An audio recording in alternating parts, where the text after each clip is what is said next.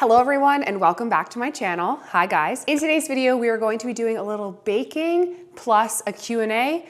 Going to try to do that at the same time. I have not done a video like this in a very long time where I just kind of answer some of your questions. So thank you to all of you who sent in questions on Instagram. I had so many great ones, but I had to narrow it down just a little bit.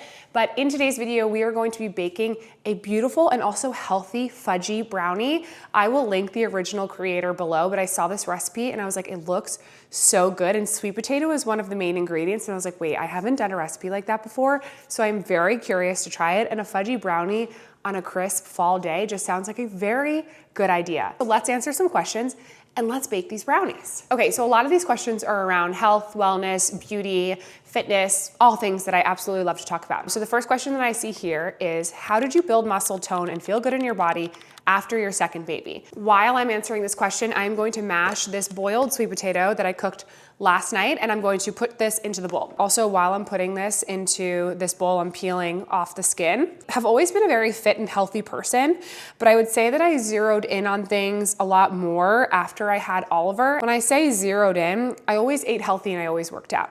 But after I had Oliver, I was really a lot more particular about what I was eating and putting in my body, meaning I was making sure that I was getting 100 to 150 grams of protein every single day.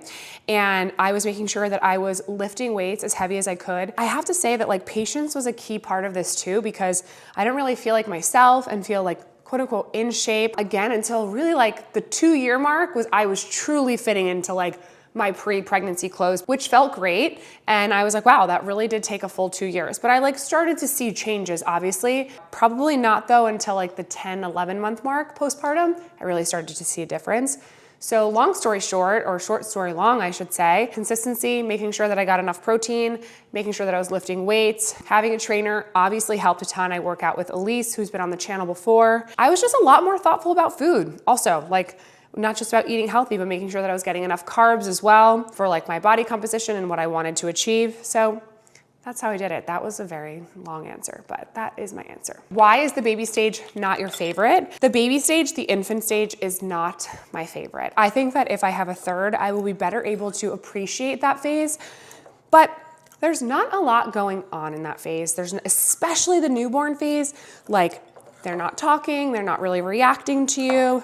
They're just like a really cute, smushy little blob. But like, I think I'm like a very busy, active person, and the postpartum period is hard for me too because you have to like rest, and I don't know, like I just like want to get going and like get back to my life as quickly as possible, which you shouldn't do. But I think with a newborn, the main thing that I don't love, and with an infant, is there's just not a lot of feedback in the early days. And once my kids become toddlers, like even the terrible twos, like I loved to. Like once they start talking and saying things to you and telling little ridiculous stories, like it's just the best, and they're silly and fun and learning who they are. And I just like really feel like I thrive a lot more in that phase. But that's just me personally. Like people absolutely love the newborn phase.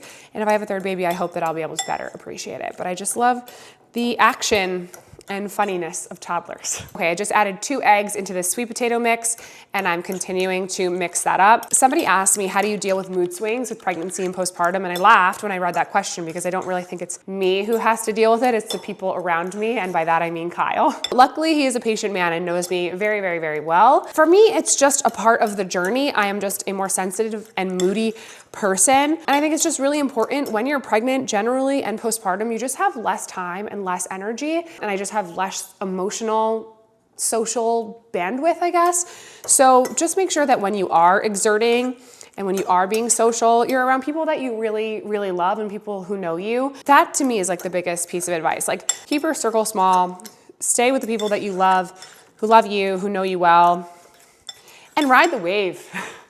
That's what it is. Next up, I am doing half a cup of almond butter. This is my favorite almond butter. It is Artesian Organics raw almond butter. I do believe that this almond butter is like $20 in Whole Foods, which I do think is criminal, but it is very good, I promise. We are doing a 1/4 cup of this almond butter. Somebody asked me, how do you deal with postpartum hair loss? Again, like by deal with it, I just like endured it. It is tough. I lost a lot of hair both times, and I had kind of just like the receding hairline, like here to here. You already are not feeling your best postpartum, and that just like is the cherry on top. You're like, I've been through so much, and then 4 months in, my hair falls out. It's really not right. If I have a third, a friend of mine got some sort of shot, some sort of injection in her scalp line. I will find out what it is and share with the class. And she did not lose her hair. So there are solutions out there, but I will say that it's definitely like a hit to your confidence. It doesn't feel good. I still have postpartum hair regrowth, like the baby hairs around the crown of my head, but it's just part of the journey, and it happens to like almost everyone, except for my friend who had that secret that she didn't tell me. All right, so I'm mixing all of this together in a bowl. My next question was, how do you dress cute as a mom that is not just leggings? I totally get that. My go-to things to wear, especially in the winter, a great pair of jeans, a gray jumper like this, a white shirt underneath, a really good pair of white sneakers. I also love any type of slack that almost feels like a mix between a pajama pant, because it almost is like you're wearing sweatpants, but you're not, and you mix it. Actually doing that right now. Like these are kind of like a trouser. They have a little bit of white peeking out there, but I feel like I'm in sweatpants, but technically I'm wearing real pants. That's what I'm trying to say here. Sorry, I'm opening this coconut oil and it is not being my friend. Also, matching sets, super, super helpful, like sweater sets, getting yourself a really great pair of jeans that you feel good in, a really great like kitten heel boot. That's my go-to. A good belt, a gray jumper, a white thing underneath. Like that's what I wear like every single day. I feel good and I feel like myself, and also a really good trench coat or long coat that also automatically makes everyone look a lot chicer. The next question was best anti-aging products. Before I get into that question, I am adding 3 tablespoons of melted coconut oil right here, adding that into the mix. So in terms of anti-aging, I keep it pretty simple. I'll mention 3 things that I like to do. Number 1, I like to use Cubby's Sleep Tight Bakuchiol about 3 nights a week. Then I use tretinoin twice a week, maybe 3 days a week, if my skin can tolerate it. Tretinoin is like a very, very high potent form of retinol, retin-A. I'm not sure which one it is, I'm not a derm, but I definitely see a difference when I use my tretinoin very consistently. Bakuchiol is an amazing ingredient. It has very similar effects to retinol. It just doesn't have any of the side effects. So it helps with anti-aging, hyperpigmentation, collagen production, and it is super, super gentle on the skin. The other thing that I will do is I will use my Current Body LED Light Therapy Mask. So I'll probably do that on a really good week, like 3 days a week, but realistically, it probably ends up being closer to 2 days a week. So that's kind of all I do in terms of anti-aging. For skincare, really, I live, breathe, tie by keeping things very, very simple. I don't really try to like overwhelm my skin. I keep it simple. I do the Cubby routine morning and night, and then I add in the tretinoin about 3 days a week, and that's what I like to do. Next up, I'm adding 1 tablespoon of vanilla extract, and somebody asked me, how do I stay consistent with workouts and food on the weekend, drinking, when I'm trying to stay on track, but you're out and about and you're socializing. On the weekends, I'm really not as strict and diligent, honestly, but I would say that during the week, I'm definitely much more on top of it and really good about like eating clean, and I meal prep, and it's just kind of eating a lot of the same repetitive meals. And I really save the weekends for it to be more of a time where I go out to eat with Kyle, I go out to eat with friends, I have a drink or two, whatever that might be. I don't really believe in being restrictive, period, but definitely not on the weekends. Like I think you will lose your mind unless, of course, you're preparing for something specific. For example, before I went on my trip to Ibiza, like I was eating super, super clean and like working out every single day. Next, I'm adding 2 tablespoons of coconut sugar right here. Somebody asked me, what would I do if I was not a model? That is a great question. Honestly, I've always been really interested in health and wellness and fitness since high school. Like I was going to the gym in high school and I loved working out and I loved getting friends to work out and I liked making healthy food. I don't know like what got me into that. Even prior to becoming a model, I was kind of into it because I was an athlete. So honestly, I do kind of think that I could have potentially done something in the health and wellness space, whether that may have been like becoming a trainer, a yoga teacher, a nutritionist. I think I would have done something like that if I had gone to college, but I didn't go to college straight out of high school and I pursued modeling right away. But I do definitely think I would have ended up in the wellness space and like helping other people be healthy, because I still enjoy that today. Okay, next up I am adding 1/2 cup of cacao powder. This is what's gonna make our brownies super fudgy and delicious, I hope. Honestly, I've never tried this recipe. We're gonna try it live together on camera. Okay, so the next question is, what have I gained or lost from my modeling career? I'm gonna have to get introspective here for one moment because that's a really, really good question. What I gained from my modeling career was travel, financial independence for my family at a very young age. Like I bought my own apartment when I was like 21 years old in New York City. Like that never would have happened if I did any other type of career. Interesting experience working with a lot of creatives, which was great. And I think it taught me how to play with others really well, because fashion is wonderful and I got to work with some of the most interesting and talented creative people in the world, but sometimes I was working with really difficult people. Had to make it work. I think the other thing that I gained was work ethic.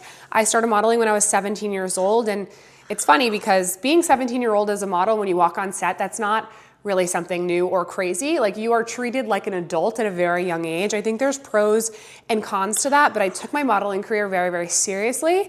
So I think from the get-go, I was kind of grown up and mature. In some ways, it really kept me out of trouble. And because I was successful pretty early on in my career, and I feel like I sound like I'm bragging, and I really don't mean to brag, but I was, in the sense that it was enough for me to be like, okay, I'm gonna pursue this full time. Like, I got my Maybelline contract when I was 17 years old. I'm still stirring this. I'm stirring in this cacao very, very, very, very well. It looks amazing, it's so chocolatey. I got my Maybelline contract when I was 17 years old, and I wanted to keep it, and I wanted to be a good role model, and I wanted to be a good spokesperson. So I really didn't have a party phase or a crazy girl phase. I kept it really kosher and safe. So I think that was actually a good thing that came out of it.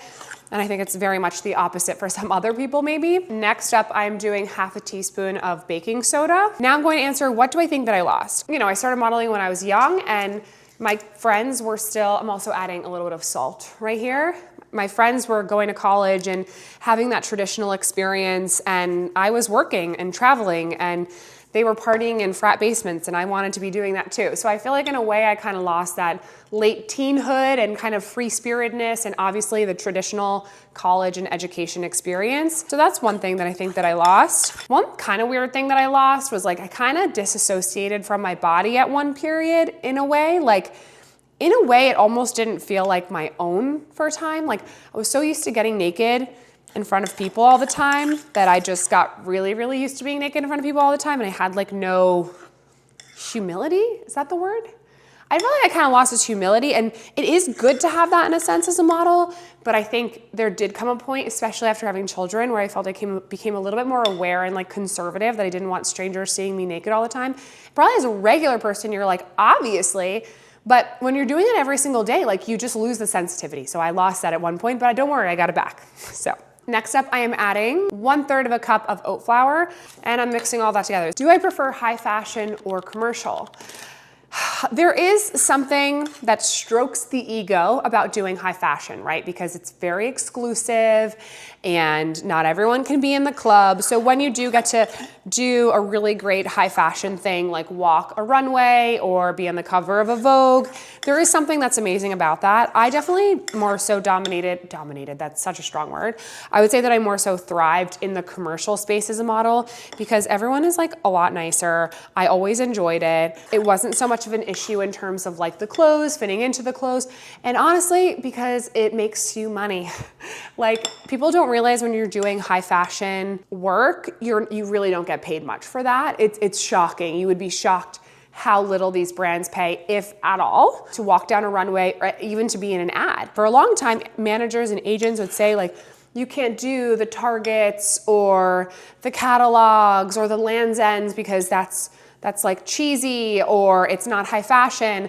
But I always came from the school of thought, wait, the only reason why I'm doing this is to make money. I just want to make money. So I definitely prioritized that earlier on, but I got lucky, right? I did a little bit of everything, but I'd say commercial is definitely more so what I enjoy and thrive in. Next up, I am adding just a sprinkle of cinnamon, and then I am also going to add some chocolate chips. I'm going to mix all this together, and then I'm going to grab an 8x8 pan and put this in.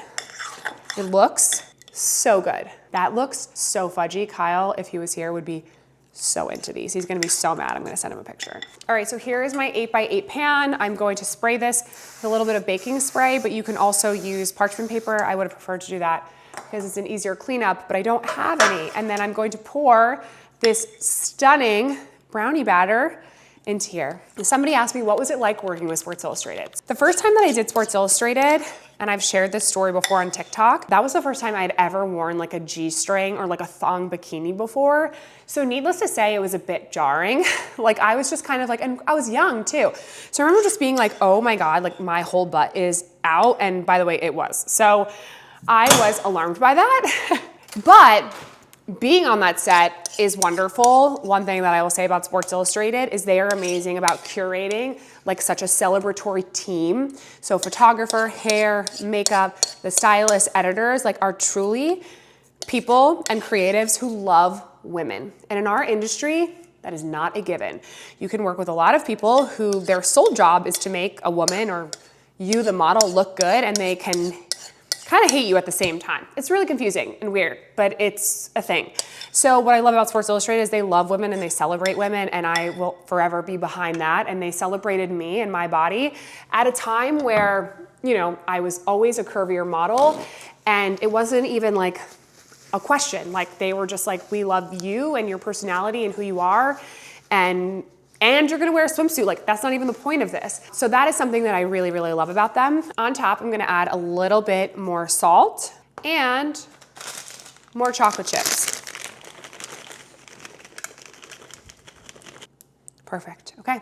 Now we're gonna put these in the oven for 25 minutes, and I'm going to continue to answer your question because there are more. So somebody asked me, how do you make it all work? Like kids, cooking, content, relationship, all of that. I think that every single mother would say to you, and every single woman in general, is like, there is like no magic recipe. And I do feel like it varies every single week. First of all, I think what's most important, because for me and my family as a mom, like I really have to make sure that I feel good, if that makes sense. That's one key thing. Like I have to make sure that I get enough sleep. I take care of myself. Like recently I haven't been drinking alcohol. I'm really just focusing on like being the clearest, like happiest, healthiest version of myself so that I can be the best version of myself for my family and all the activities that I do. And I would say that the other things that really help me out, I have a full-time nanny, and I don't say that to be like obnoxious, but I think it's important to be honest that like I'm not making it all work all by myself. You know, I have real help at home and someone that I love and trust with my children when I need that. And that's transformative and a huge privilege. So I have to share that. Also, on top of that, I have family nearby. My in-laws live nearby. So in terms of the kids department, a lot of help. I would say that the other things that help is like a lot of planning, which I suck at. I am not a good planner. It's really hard for me, but having a weekly meeting with Kyle, we have an agenda. We talk about dinners for the week, when he's going to be home, travel, friends, birthday parties, parents, our relationship. We go into everything like home improvement, anything that needs to be done in a weekly meeting. We have an agenda, and that helps both of us stay on track, and it also helps to isolate the logistics and just life stuff, because I did find, and I've shared this before, like logistics became so heavy in our relationship, especially after moving to the suburbs and kids. Like in passing, we were never having a conversation. It was always like, did you call the plumber? Like, did you do this? Like, when's that guy coming to mow the lawn? Where now we just like try to concentrate it as much as possible. Also, going to bed early, waking up really early, that helps me feel centered myself. I get my ducks in a row before my kids wake up. Those are a few things, I think, yeah. The next question is, how do you stop comparing yourself to others? I actually don't really feel like I struggle with comparing myself to others. When I was younger, yes, and especially in my earlier modeling years, and especially like as a model, sometimes you'll find out you're up for a job and it'll be like, it's between you and this other model who looks just like you, but like slightly better or slightly thinner or slightly more famous. And when that person would get the job over you, like it would take a hit to you, you know, it didn't feel good. So, and like, how do you not compare yourself to someone else in that situation? It's like impossible not to. So that would definitely get me down. But now I really see myself in my life as if I am in my own lane. I really prioritize like my children, my family, Kyle, my home. Like there's no point in comparing it to anyone else. The only time that I do compare or that type of spirit might come up is if I see something that someone has. Sometimes I get excited by that and it feels motivating to me because I am not someone who is competitive naturally, I would say. So when I do get a drive or see something that I want, I feel kind of excited by that spirit. So if you can channel it in a positive way, I think that's great. And I feel like that's kind of what I do. Like if I genuinely look at something and someone and they have something I want, I just am kind of like, well, clearly I want that too. So how can I make that happen? Okay, the next question is, how do you deal with anxiety and any tricks? Working out, obviously, I'm always gonna tell you to work out. That always, always, always helps with my anxiety. Do something with your hands. do something that forces you out of your head. So that can be gardening as well, something that you're just like, you can get really immersed into. Baking is something for me, working out, going for a walk with a friend, like goes a million miles for me. Like it just gets me out of my head, has me connecting with somebody else. Therapy, of course, and I have experimented with medications and gone on and off medications. And at certain points in my life and like kind of life cycles and emotional turbulation that I had, especially like pregnancy and postpartum, that was definitely something that helped me a lot. Our brownies are out of the oven. They probably should have cooled off a little bit longer, but I could not wait. I was very impatient. These look extremely fudgy and extremely delicious, so let's try them. Wow, these are really good. They are so fudgy and so moist. Out of 10, I'd give it like a 9. The only reason why it's not a 10 is because I didn't probably bake it long enough. Maybe you could do 30 minutes and you should let it cool, which I did not do. But in terms of fudginess and flavor, it's amazing. I would make this again for sure. Okay, last few questions. Next question is any books that you've liked lately? The book that I'm reading right now is The Artist's Way. Typically, I love to read fiction, and someone else asked what was my favorite genre of book.